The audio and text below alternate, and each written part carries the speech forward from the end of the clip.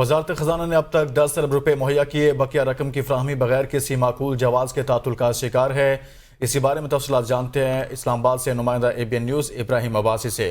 ابراہیم عباسی بتائے گا، عام انتخابات کی طرف پاکستان بڑھ رہا ہے، الیکشن کمیشن کی تیاریاں بھی جاری ہیں اور فنڈز کا معاملہ درپیش آ گیا ہے، وجہ کیا بتائی جا رہی ہے؟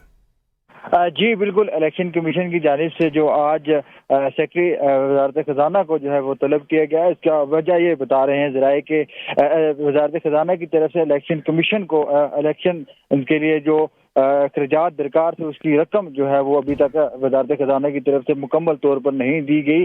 10 ارب روپے جو ہے وہ وزارت خزانہ کی طرف سے الیکشن کمیشن کو دیے گئے، لیکن جو بجٹ کے اندر جو الیکشن کے لیے جو رقم رکھی گئی تھی وہ تقریباً 42 ارب روپے ذرائع ہمیں بتاتے ہیں کہ وہ رکھے گئے تھے۔ ساتھ میں یہ ہے کہ جو عام انتخابات کے لیے جو رقم درکار ہے الیکشن کمیشن کے مطابق وہ تقریباً 17 ارب روپے ہے جس سے الیکشن ہوں گے۔ اسی متعلق جو ہے وہ ذرائع کا یہ کہنا ہے کہ الیکشن کمیشن جو ہے وہ اس معاملے سے متعلق نگران وزیر اعظم کو بھی اس کے خط لکھیں گے اور ان کو آگاہ کریں گے۔ جی ٹھیک، بہت شکریہ ابراہیم عباسی، اس حوالے سے آگاہ کر رہے تھے۔